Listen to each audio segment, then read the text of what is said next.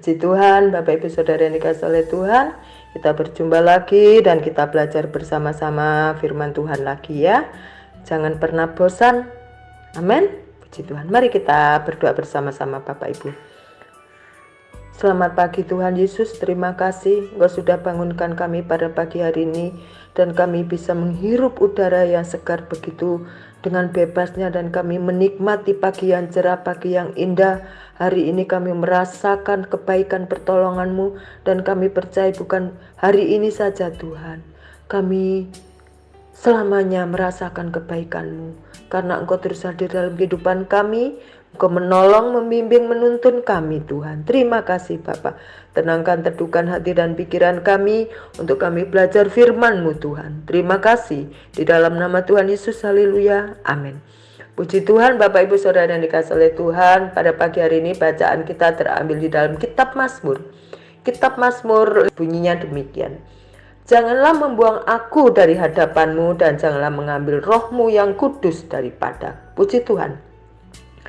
Bapak Ibu Saudara yang dikasihi oleh Tuhan, pada pagi hari ini saya akan memberikan judul yaitu ketakutan yang utama. Puji Tuhan, ketakutan yang utama. Bapak Ibu, saya memberikan judul ketakutan yang utama ini karena saya melihat dan saya belajar pada saat Raja Daud mengatakan, janganlah membuang aku dari hadapan-Mu dan janganlah mengambil roh-Mu, roh Tuhan yang kudus daripadaku. Maksudnya apa ini? Waktu saya membaca kitab Mazmur, ternyata Raja Daud mengalami sesuatu yang sangat menakutkan dalam dirinya kalau Roh Kudus itu tidak lagi tinggal dalam dirinya. Kita bicara tentang Raja Daud, pasti ingatan kita masih segar tentang bagaimana Raja Daud itu menginginkan seorang wanita yang bernama Batseba dan akhirnya menjadikan tumbal suami Batseba itu dalam pertempuran guna untuk memperoleh Batseba. Raja Daud melakukan hal-hal yang tidak baik. Bapak Ibu Saudara yang dikasihi oleh Tuhan, bicara Raja Daud tentang sikapnya sama juga untuk saat ini. Kadang dunia ini penuh dengan kenikmatan yang terkadang menipu kita dan membawa kita untuk lebih fokus lagi akan kebutuhan jasmani. Tetapi yang kita tahu, kita lebih mengejar kekayaan, prestasi, popularitas, keberhasilan dan sebagainya ya. Namun kita sebagai anak-anak Allah yang menjadi masalah ketika manusia sudah tidak lagi memperhatikan pertumbuhan rohaninya, manusia tentu lebih takut menjadi orang yang tidak kaya, tidak sukses, atau mungkin bahkan tidak menikah dibandingkan kerohanian yang mati atau tidak mengalami pertumbuhan.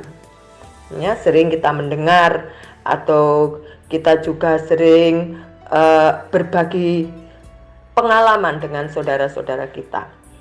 Waktu Raja Daud menginginkan Batseba menjadi istrinya, ya, kita tahu ada sikap, ada karakter, ada usaha yang dilakukan oleh Raja Daud itu adalah usaha yang tidak baik, mungkin dengan bahasanya tidak direstui oleh Tuhan.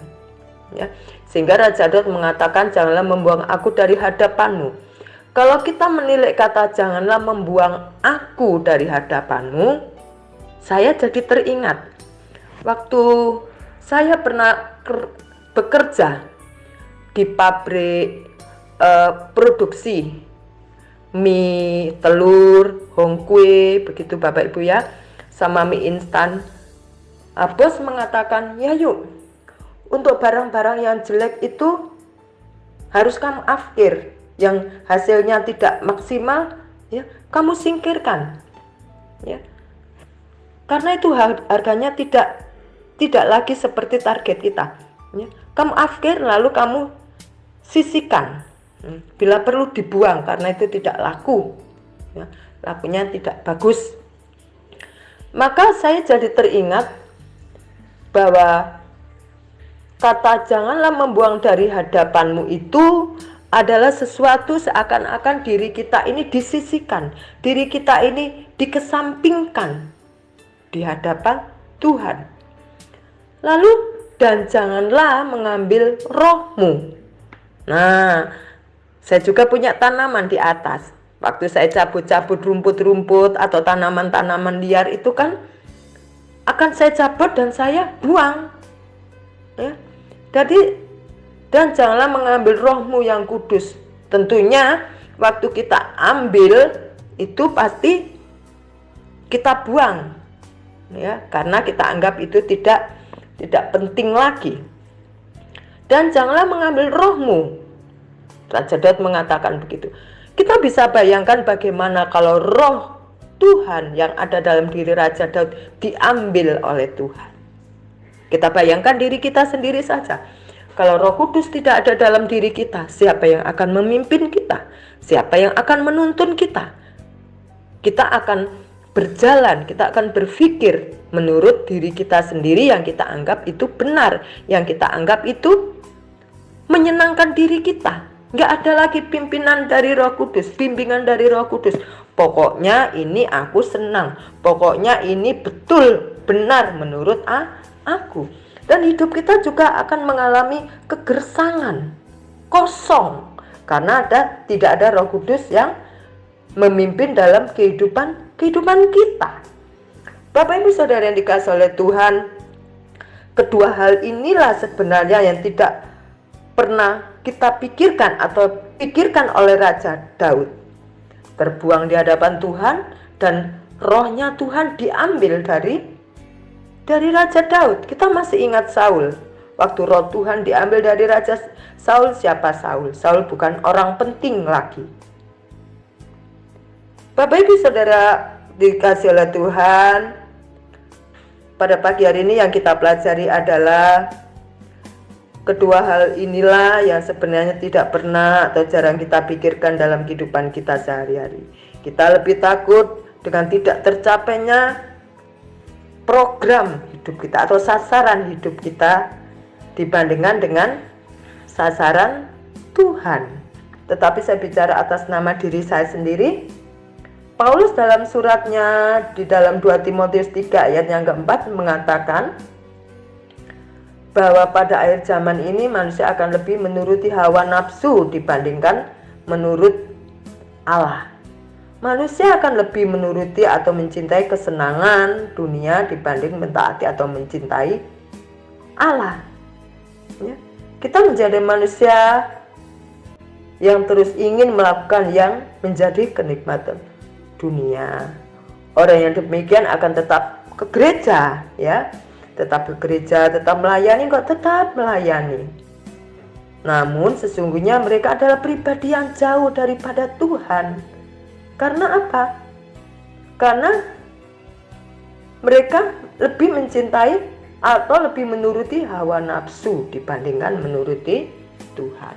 Di dalam kitab Roma 12 ayat yang kedua kita juga diingatkan lagi, janganlah kamu menjadi serupa dengan dunia ini, tetapi berubahlah oleh pembaharuan budimu, sehingga kita dapat membedakan manakah kehendak Allah, apa yang baik, yang berkenan kepada Allah dan yang sempurna. Bapak Ibu Saudara yang dikasihi oleh Tuhan, tentu kita tahu menuruti hawa nafsu akan menuju pada kebinasaan.